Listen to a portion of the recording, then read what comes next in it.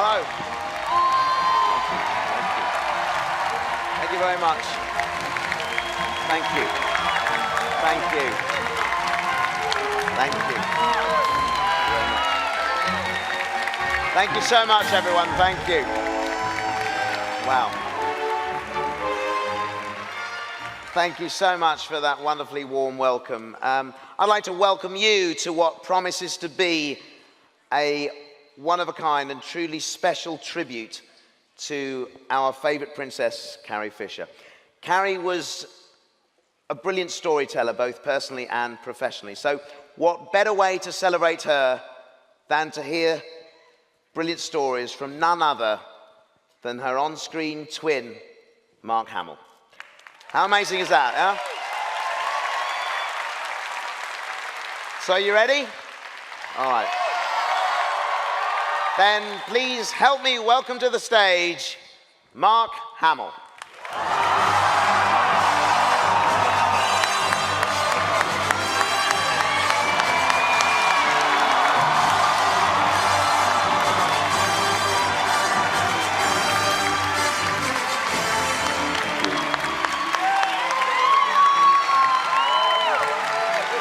Thank you. Thank you so much. Thank you. Thank you.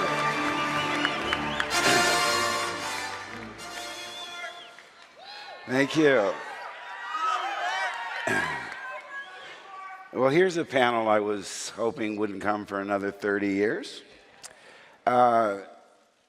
Someone once wrote, when someone you love becomes a memory, that memory becomes a treasure. And here today, we're here to celebrate the treasure that was Carrie Frances Fisher. You know what? I have to tell you, I have been trying to deal with this. You know, there's the 5 stages of grief. And just when I think I've gotten to acceptance, I bounce back to anger. Because I'm mad. She should be here. She made every celebration so much more fun. She deserved to be here. Wait till you see her in Last Jedi. You're going to love her. But I'm still not thinking of her in past tense. Certain people have a vitality and an energy that's so strong it reverberates far beyond their lack of physical presence. You have to forgive me because I actually looked up what is a tribute? A gift, a compliment, given as due, an expression of gratitude or esteem. And I have to tell you, Carrie would want us to be happy. She wouldn't want us to become consumed by grief. She was all about having fun every day, finding fun, finding her own fun, which is why it was such a joy to be around her. Well, most of the time. Because, you know, when we found out in the storyline that we were brother and sister, we were more like brother and sister than we realized because we loved each other, but we fought and we criticized and we were judgmental and we'd get fed up with one another. By the time they told us that we were going to be brother and sister, you see, they took us aside and they said, I said, this is going to be something, because last time they pulled me aside, they told me he was Dad Vader. And Kirshner said, now you know and George knows and I know, so if it leaks, we know it's you. What a burden that was. I had to keep that a secret for more than a year.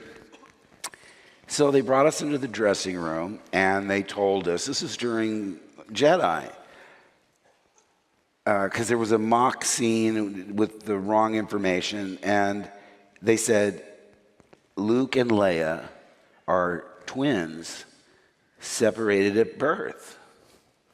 And, I was stunned. I'm 5 years older than Carrie. And I said, well, wait a second. Let's see, if I'm Luke Skywalker from a moisture farm on Tatooine, and she's Princess Leia, does that make me royalty? And without missing a beat, Carrie said, no!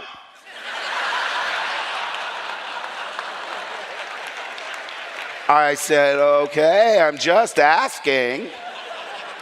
But that was sort of a clue into how much she reveled in being not only pretty much the only girl in that galaxy far, far away at the time, but her exalted status. And when you think of it, she was true Hollywood royalty. I was one of 7 kids from a middle-class family. She was the daughter of 2 big stars. So it was fascinating for me to discover the world that she had lived in. We became such great friends. Let me tell you about the first time I ever met her. We decided to have dinner together in London because we wanted to meet each other before we started to work. Now, we did all the stuff in Africa first. Sir Alec went there, Tony and Kenny Baker, the droids and so forth. All the Desert Planet material was done. Then I came back, and then Harrison came, and we worked with Harrison for a while, but she was the last piece of the puzzle. And I arranged to have dinner with her, and one of the production assistants, who's still one of my best friends today, Peter Cohn, he had a car, so he drove me to the restaurant, and as we were walking in, I said, hey, what would be fun? Introduce yourself as Mark Hamill, and I'll introduce myself as Peter Cohn, production assistant. It'd be really good and funny. So we go in and we sit down, and I'm telling you, imagine meeting her for the first time. I was unprepared I was just bowled over by her humor and her wit, how sardonic she was, how dark she was. Within 20 minutes, she was telling me stories, personal stories about her mother and her father that I wouldn't have shared with you if I'd known you 10 years. I'm going, yikes, do I have to know this stuff? We were so taken aback, we sort of forgot our little joke. And of course, Carrie, in this mad world of creativity, she didn't even notice when we said, oh, by the way, we were kidding, he's Peter and I'm Mark. And she said, uh-huh, and then continued. So all that planning, she was much more entertaining than our lame joke. But, and then I'll have to tell you, people say, was she your best friend? Well, no, I don't think so. I mean, the thing that she had about her that no one else could match was that she made you feel, when you were in her presence, like you were her best friend. She was so laser focused on you and so engaging that it was like exhilarating to be around her. Just a shopping trip was fantastic. I would spend the day with her on a weekend, and I'd go back to my flat, and I'd be exhausted. I'd think, wow. She was like 24/7, always on the go. But the moments I remember is when I had her to myself, you see, like that Saturday where Terry O'Neill took all those pictures, the one where I'm holding the lightsaber and holding her and she's being the damsel in distress. It was all day long. I think we had like an 8 a.m. call and we'd shot until 6 p.m. and she was all mine. I didn't want to share her with Harrison. I didn't want to share her with anybody. And at the same time, as attracted as I was to her, I thought, I couldn't handle her as a girlfriend. She's too much. I mean, she's what you call like a high maintenance relationship. And also, I had an experience. It's not easy. There's lots of, romances that happen in the theater, in television, in movies. It's just natural. I mean, that's where you meet people. You fall in love at work, whatever your work is. The dangerous thing about this profession is, say you're on a TV series and you have a relationship with a cast member. If that relationship goes south, you might have 2, 3, 4 more seasons with somebody that can't stand to look at you. I was living with the girl that got cast as my sister on a soap opera. We pretended like we didn't know each other when we auditioned. And we read, because we had different agents. I said, let's pretend we never met. How do you do? How do you do? And we read the scene, and we, gee, you kids have a tremendous amount of rapport with one another. And we were like, well, we're just good actors. Now, of course, once we got the part, after a few months, and they started sending scripts to the same address, in those days, it wasn't okay. I mean, we were playing brother and sister. Now I'm sure they do incest plots and they can do whatever they want.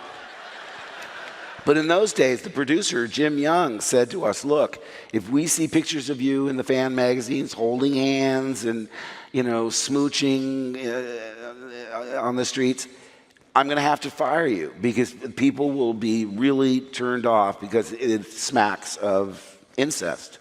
So that's how innocent it was in those days. But I made sure I tried to resist every impulse to avoid, and I did part of me did fall in love with her. I think every guy that she met, I've heard Dan Aykroyd tell stories, I've heard Paul Simon tell stories, she had you under her spell. And sometimes, we sort of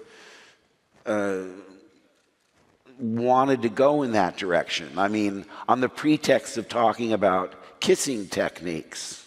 Well, I'm a pretty good kisser, Oh, I think I'm a better kisser. Cut to us making out on the couch like a couple of horny teenagers. And I'll tell you what really cooled it was the fact that at some point we both started laughing. Believe me, that's a real, it kills your passion. If someone's laughing in your face. But I thought, we dodged a bullet there because we had the fun without any of the responsibility. But right after we finished filming, again, I was completely under her spell. I went to Beverly Hills. I went to where she lived with Debbie and Todd. I saw the mansion. I went to a birthday party where everybody there was, that's Dean Martin's son, that's Lucy and Desi's kid. Everybody was somebody nearly famous. I was the only one there I'd never heard of. And you walk through the parking lot, and it looked like a car dealership for, the Maseratis, Lamborghinis, Mercedes-Benz.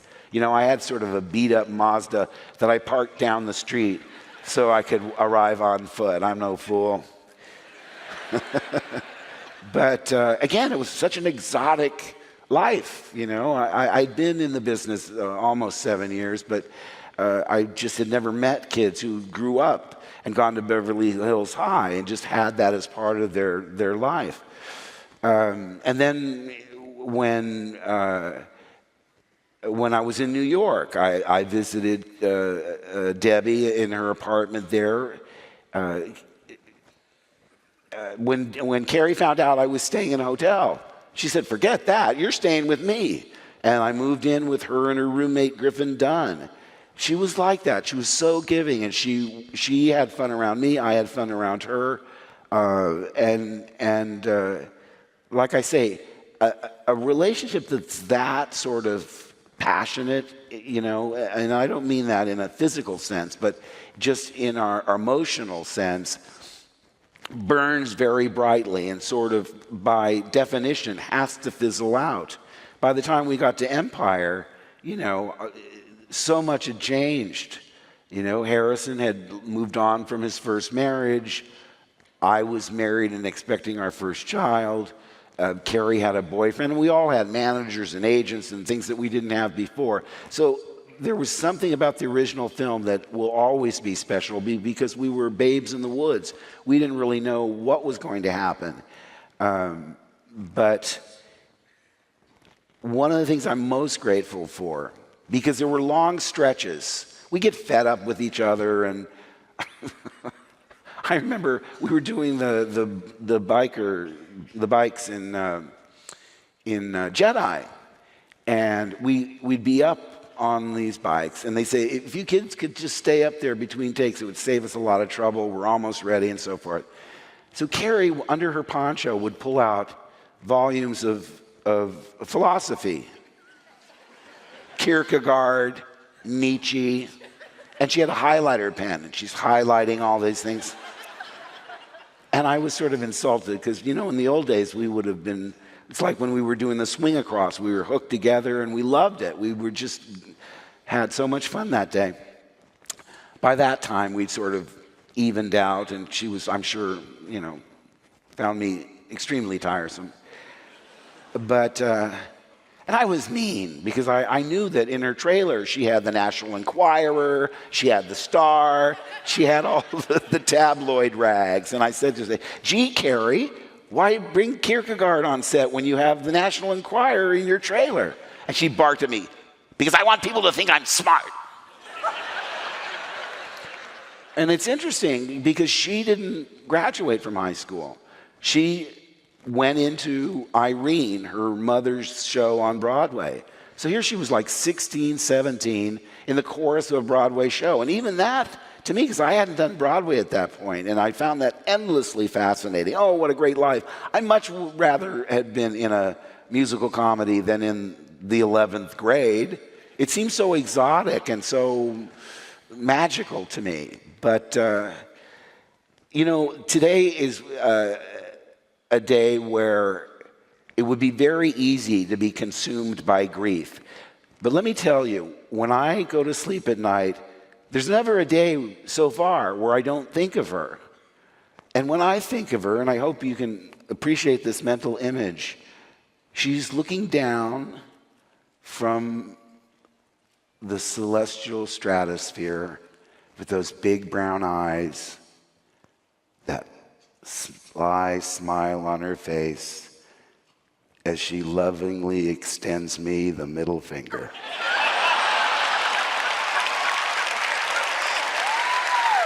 And that's how I want you to think of her. That was Carrie. She'd be having a great old time. I remember talking about one of my favorite scenes in Tom Sawyer. I think it's chapter 16, 17, where they think Tom and Huck are dead. And they sneak up into the balcony and watch their own funeral. Mark Twain was so brilliant. What a premise that is. Because it's like these people that die and then they give all these awards. Why didn't you give him an honorary Oscar when he was 87 waiting until he was 91 and dead? Because at the funeral, everyone's talking about Tom and Huck. Well, they were such good boys. They had so much promise. They were never treated well when they thought they were alive. But that's when Carrie looked at me and said, I promise you, if you go first, I'll heckle your funeral. That's quintessential Carrie. It's so irreverent. It's so funny, the concept of someone heckling your funeral. And he said, promise you'll heckle mine. I said, oh, you got it, babe. Well, that's one promise I won't keep. But we have a few people that have some memories of Carrie as well. But first of all, in case you missed it, let's take a look at the tribute reel that we played yesterday for any of you that might have missed it.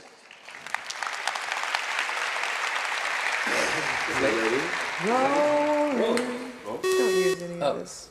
Don't tell Okay, me. Carrie, 3. Ready? Yep. Hi. Hi.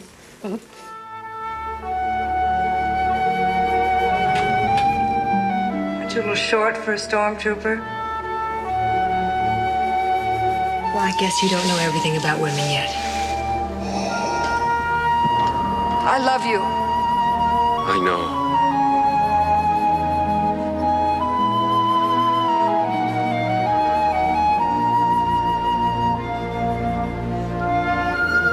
I love you. I know. Hands up!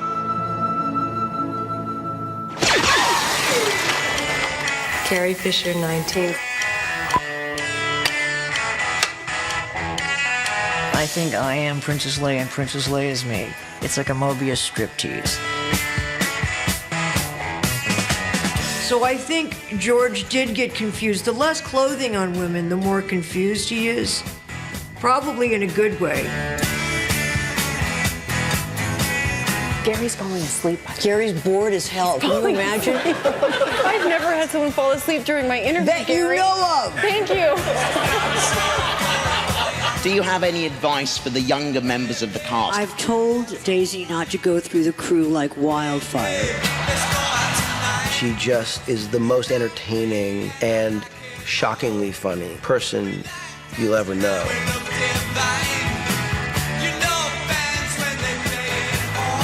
When you get older and you're a celebrity, everything just calms down and you just feel good about yourself and confident all the time. That's why people want to be celebrities. Okay, that's not true.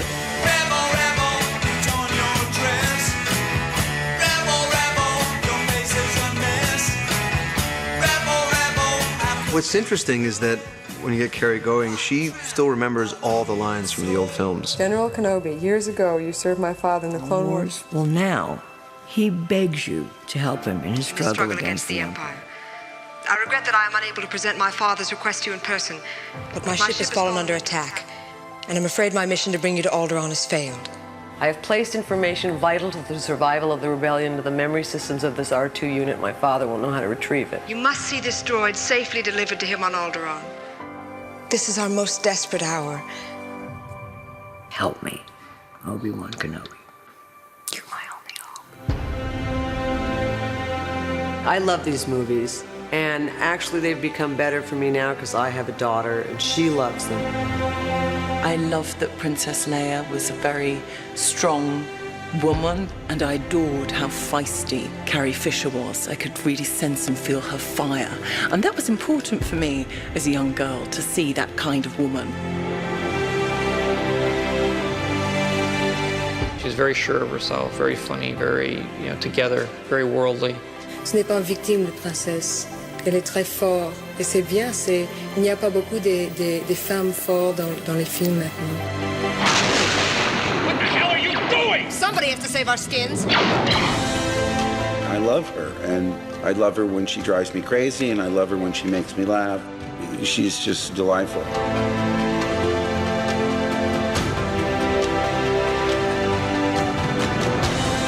Carrie's an amazing and unique person. She's got an incredible intellect. She's got real courage, real gall. Ray, may the Force be with you. And in conclusion, Your Honor, I hope I slept with you to get the job, because if not, who the hell was that guy?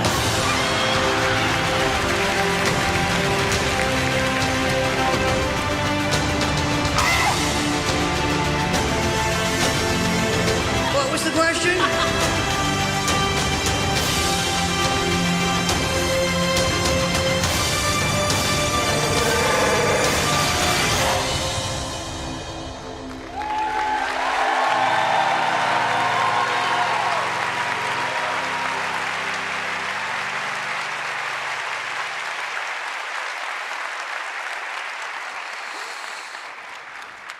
Well, you can't top that. It reminded me the first day she worked was the day we were running down the Death Star after releasing her from her cell. And by the way, when I read the script, I thought nothing defines the princess more than the fact that we risk our lives to board this technological marvel of a Death Star, find her cell, extricate her from that cell, manage to get her back to the Millennium Falcon, and she looks at it and says, "You came in that?" Come on. That's the princess. And it reminds me of my sisters saying, "Dad, can you drop us off a block away from school?" Remember my Mazda story? Everybody wants something they don't have. But we were running up and down the Death Star. And again, she's so much fun. It's a great way to, while away the time because filmmaking can be tedious. You have to take after take and then different angles and whatnot. And all of a sudden, she wasn't around for a while. I said, "Harrison, where's Carrie?" "I don't know." I went, "Well, I know she's somewhere, but because we can't do anything with just the two of us." And she came back, and she had this sheepish look on her face. And I said, "What happened?" She said, "Well, Gary said I was flopping." And I said, "What are you talking about?"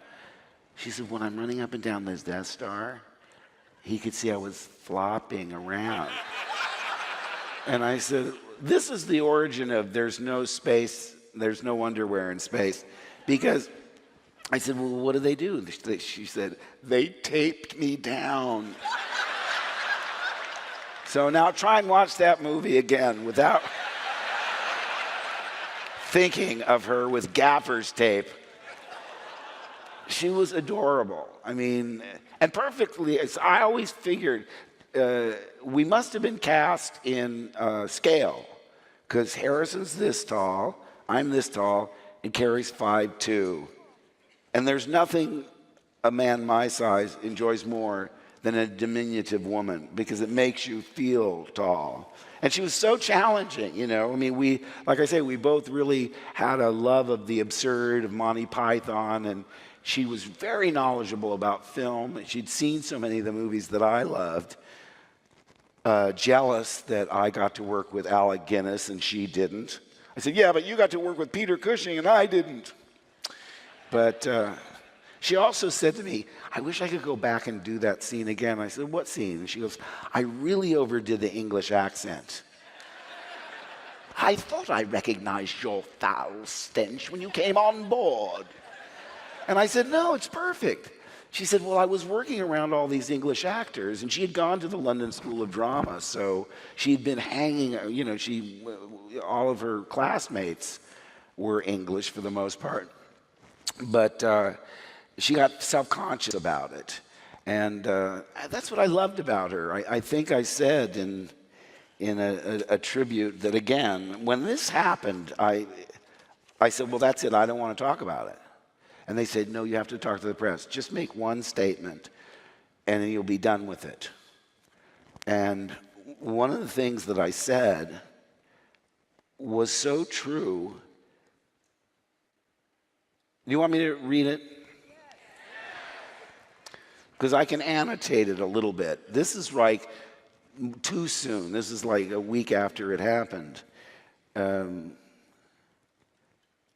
I said, "It's never easy to lose such a vital, irreplaceable member of the family, but this is downright heartbreaking."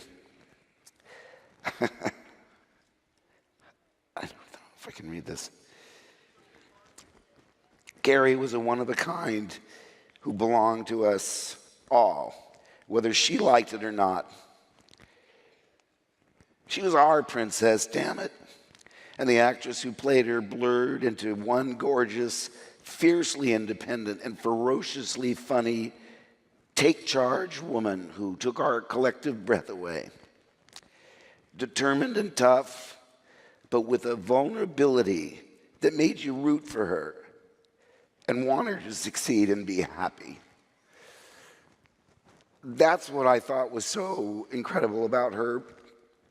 for all the bravado. It was almost a defense mechanism, you know, that she wore this toughness like armor, but down deep there was that vulnerability of a little girl. It's enormously appealing. And she's so smart, you know. You call this a plan? Give me that gun. You know, she made Solo and Skywalker look like chumps. No one had probably ever challenged Han Solo, least of all, she was 19 years old. 19. I was a worldly 24, of course. But that's what I thought was important, that it made you want to root for her, but it made you want her to succeed, and you wanted her to be happy.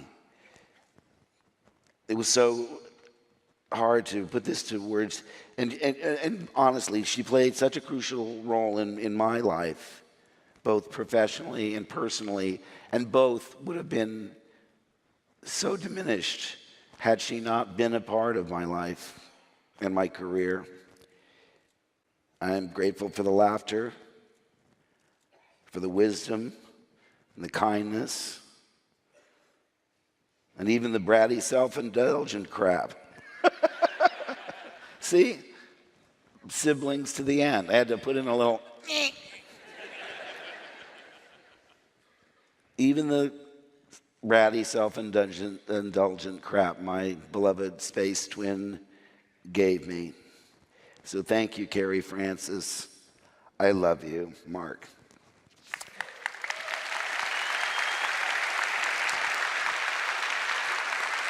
Now, okay, remember, that'll always get you out of your, because you know she's loving all this. It's just too bad that, you know, because she was really at a point in her career where she was about to really reap the benefits of being an elderly character actress. There's a show in the UK called Catastrophe, where she could, where she could really be that, and it's a phrase she used, crusty old broad that always lurked inside of her. I found it remarkable when I would visit Debbie and Carrie, because Debbie was bouncy and optimistic and fixing my collar and asking me, are you eating right? Carrie would shuffle in the slippers going, hey, Mom. Puff, puff. You go, who's the daughter and who's the mother?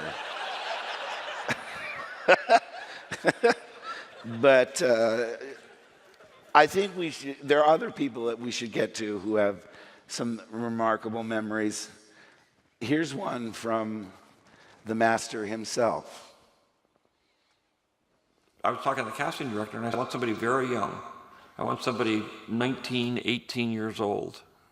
And she's a senator. And she's very powerful, and she's very strong. She has to be morally and emotionally strong and be able to take charge of everything. And so that was a huge challenge for all of us, to find somebody like Carrie, who, there's nobody like Carrie. Very few women could carry off the particular kind of strength that she had. I did not want to put boys' clothes on a woman. I wanted a woman who's a woman, who was very strong and wise and a leader, and at the same time, young. You know, because the big issue is, well, how can a 19-year-old be a senator? But I believe that 19-year-olds were smarter than most people. And Carrie proved that.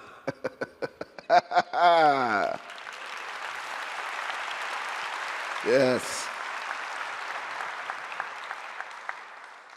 You know, I finally looked at the screen tests that were on the DVD extras. I was home at the flat one day and the whole family went out shopping or something, and I came across auditions for Star Wars. I thought, ugh. Do I have the nerve to watch mine? And when I watched them, I watched Robbie Benson and I watched William Catt, and I watched, from The Thing, he's such a good actor, Kurt Russell.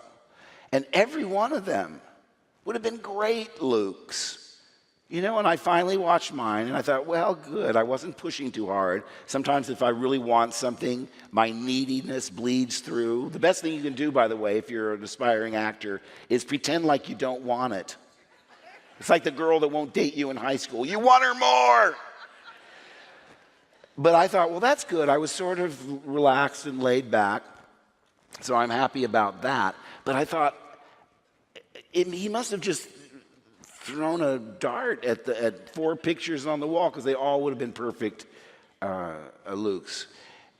Later, I heard from Marshall Lucas that, as he said, it was about chemistry, and that there were a final Luke Leia and a Luke Leia, and they never mixed and matched. It was always Carrie, me, and Harrison, and the other 3. So he was packing to go to England, and he still hadn't really decided, and Marcia told me that I said, that's the group to go with. And look at how everything changed. I was reading a book about the Monkees, and Mickey Dolenz said, I'd been up for 3 or 4 pilots that year, and he went out for the Monkees. And he said, can you imagine one single audition that changed your life forever? I said, I think I can imagine. So... I got to watch time, because we have another memory that I think you'll enjoy.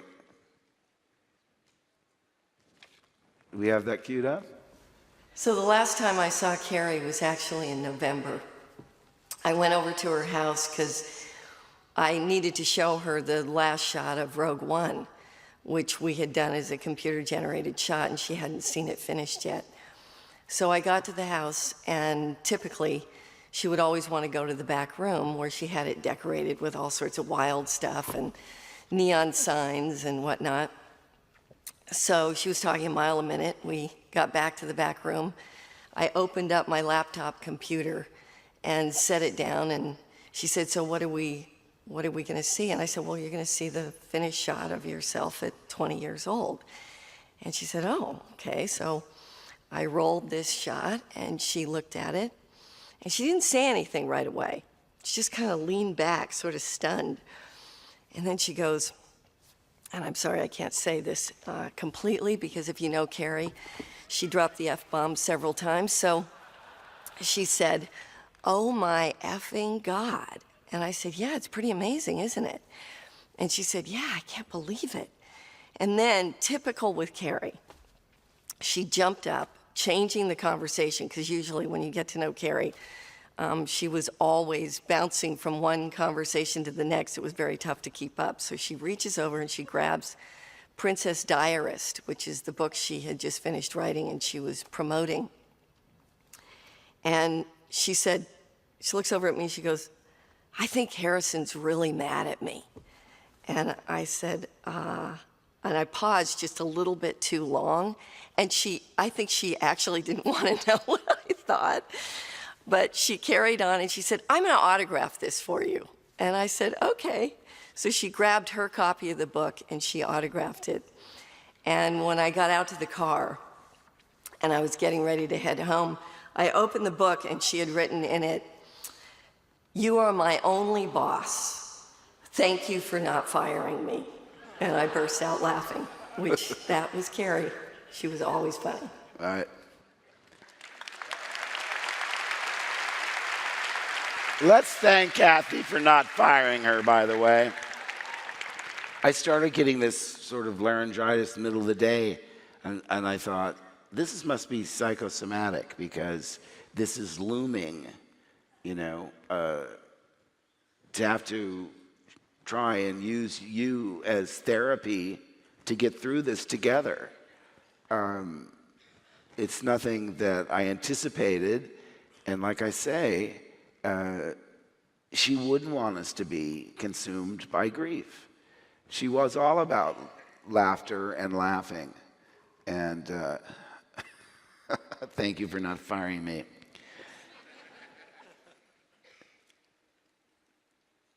It reminds me of one of my favorite Kinks lyrics from Celluloid Heroes.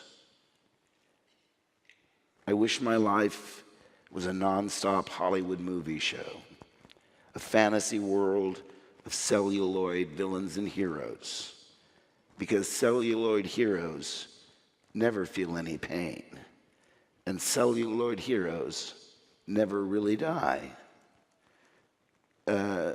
But reality has to butt in and ruin our dreams. Because Carrie will always be with us, probably stronger than ever before, because you never miss something like you do when you don't have it anymore. I know I did. And one of the things I was so grateful for, because we had a long stretch where I didn't see her for many years. Occasionally we would, she would have a charity and I would donate signed items or vice versa. And we were perfectly friendly. We weren't just hanging out anymore. So the great gift of coming back to these movies was the fact that I could reestablish my relationship with her and sort of make amends, because there were rocky times, and I don't know how if it ended well or not, but it was like being in the original band. We had a big hit record, it went supernova, and then we all went solo, and we had our highs and lows, but she was there from the beginning.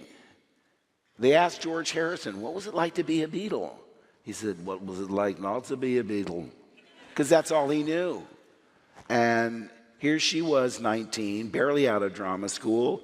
Star Wars was my first movie. I'd done lots of television and TV movies and soap operas and so forth. But little did we know how this would take hold and go on and on and on and on and on. Oh, that reminds me.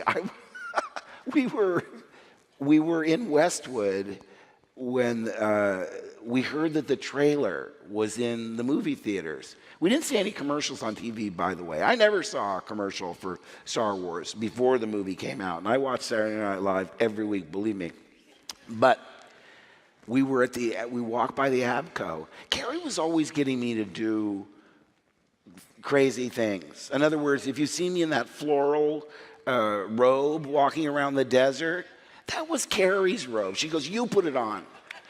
And I just, without thinking, I did it because I wanted to please her. And this was funny to her. She thought of me as like her own personal paper doll, I think. One time when they were filming Empire, now remember, I'm off with Yoda on stage, whatever it is, and she's in the Millennium Falcon on another sound stage. And she comes, we met in the lunch hour, and she said, try on my space suit. And I said, what are you talking about? I can't get in that. She's petite. She goes, you can get in. And she had one of those clown heads with the glasses and the nose and the big bozo hair. So she said, put this on. And she was dressing me. And she says, now put on my space jumpsuit. I said, Carrie, I can't put on my space jumpsuit. And I said, okay. And I'm stretching to get into this thing, And it's like really tight. I had a second in the stomach to get it zipped up. And I looked like an idiot. You can imagine. It was just skin tight. And I could hardly breathe. And I had this stupid thing. And then she took me by the hand and walked me all around the studio.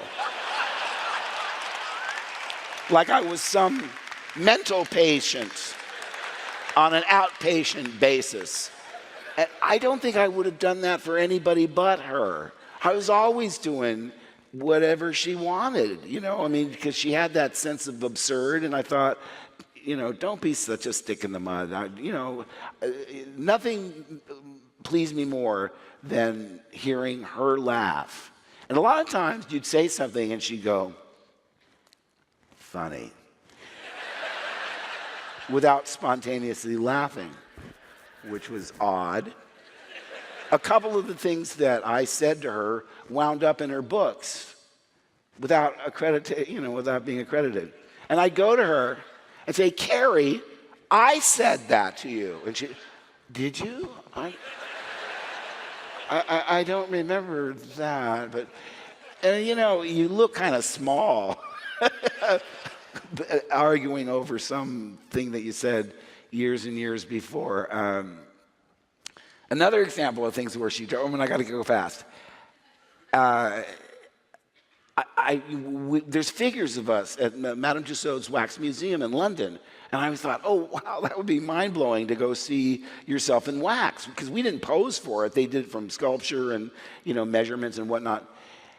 So I emailed her, hey Carrie, we were in a contest to see who get over 1 million followers on Twitter, see, and I was pulling all these stunts, episode 8 trailer, I lost all my credibility because I shamelessly was lying through my teeth just to get my followers up. And I said to her, by the way, I said, if you'd stop using those emojis, I said, it takes me half an hour to read whatever you're writing. You're so witty, you're so funny, but if it takes me more than 30 seconds, I'm moving on. I don't have the time. But anyway, I wrote her and I said, hey, this would be great. My daughter Chelsea figured out when it closes. We called the museum. They said if we show up at a certain time, a certain date, we can go in after it closes so we're not a distraction. And I'll pose with your slave Leia. And you can pose with my, whatever I am. I think it's the Jedi scene in black. I said, well, explode the internet. It'll be great. And I didn't hear back from her.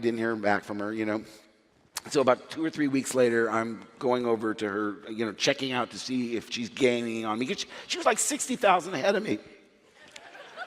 And I look, there she is at Madame Tussauds. Posing with slave Leia. Posing with Luke. I said, I am so mad.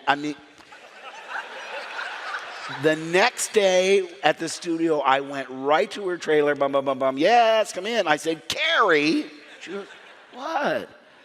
I said, you stole my idea and you didn't even invite me. She goes, what are you talking about? I said, I thought it would be great if we both went to Madame Tussauds and posed with the wax figures. And she goes, oh, that's a great idea. We should do that. I said, you just did it. It's too late. Oh, never mind. But she had this sort of innocent thing about, what are you talking about? She goes, is your name in your email, Mark Hamill? I said, no, my email's something else. She goes, that must be a minute. Like she would have answered me if Mark Hamill was in the email. Okay, we're getting very close. Let's get to a clip. Let's get to a person who will give you his own perspective on his introduction into the world of the fisherdom, Warwick Davis.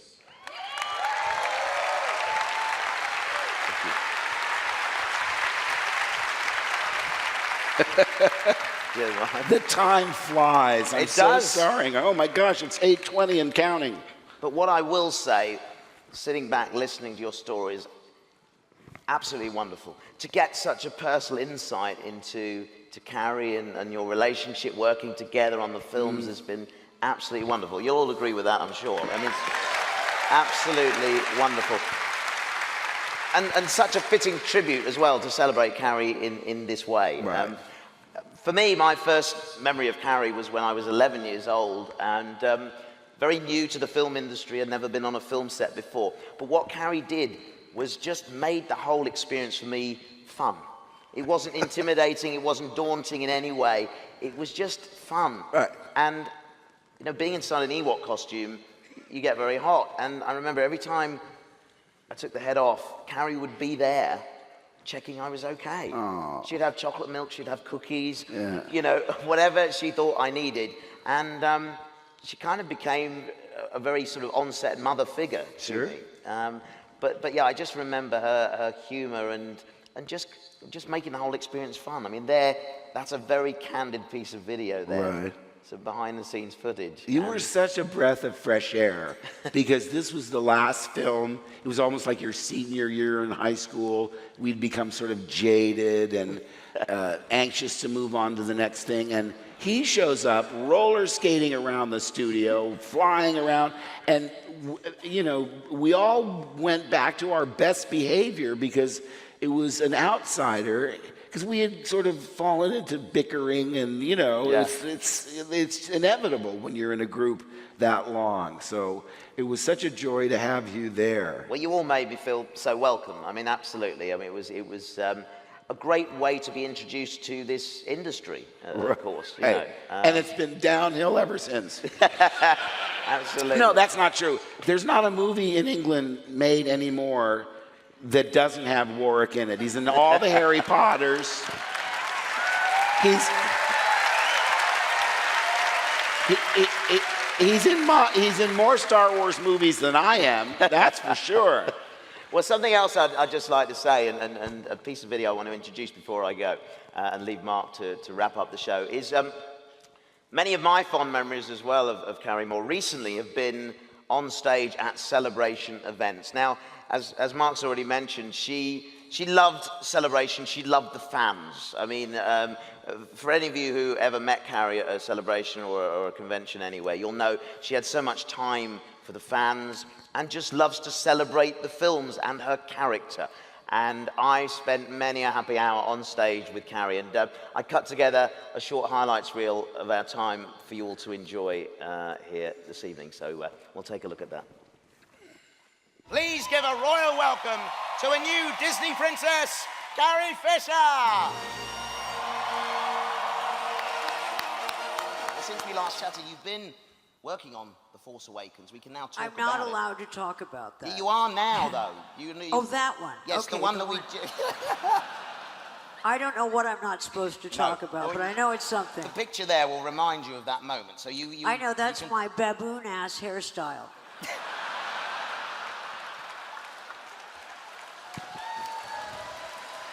You don't disagree? First I have the hairy earphones, and now I have baboon asses. Do you have any advice for the younger members of the cast? I've told Daisy not to go through the crew like wildfire. It is very weird to be merchandised. But I liked being a shampoo where you could twist off my head, pour liquid out of my neck. Oh. What are you doing, you nervous little thing? I need subtitles for that. It means... No, don't be scared. Don't be scared. I have a Coca-Cola for you. Oh. Now, I have to make him not nervous, so you stay unnervous. Okay. Here, look, it's just a hat shaped like glasses. Oh. And then there's a big explosion. Yeah, there's a big explosion. Pew! Quick, hide behind the sofa.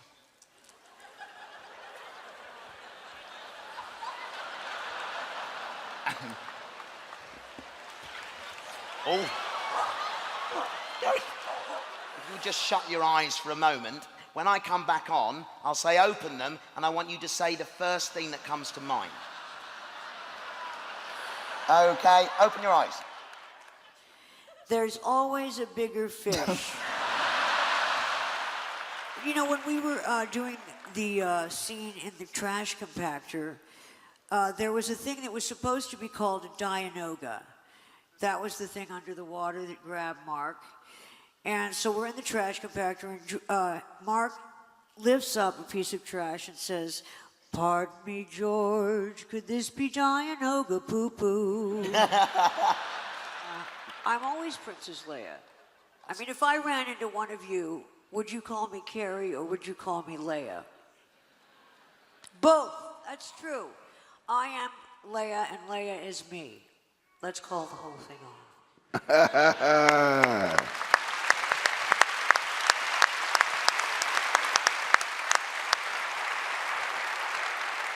And I mean, I just want to say, I mean, Carrie's spirit and humor was so strong and so vivid. It's like she's still with us, isn't it? Exactly. She is still with us. It's like I was saying, it's impossible to think of her in the past tense because she made such an impression on us. She is so much a vital part of this series, her legacy will last forever. Absolutely. Well, thank you Well, very thanks much for sharing. having me out here, Mark. Thank you. Thank you. Thank you.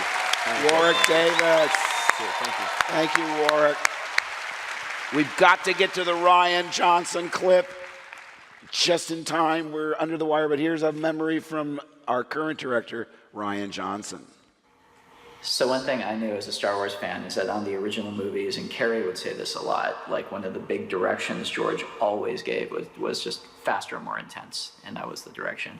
So there was one day when I was directing her and I was giving this very articulate, ornate direction, and I was really getting it like very deep and psychological and describing motivations and this and that.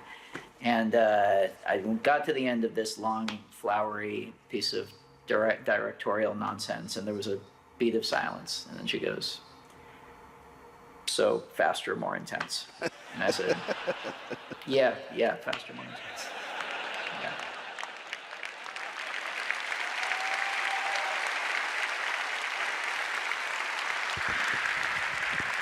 Well, listen, I want to thank you because this is part of the process that I need to move on.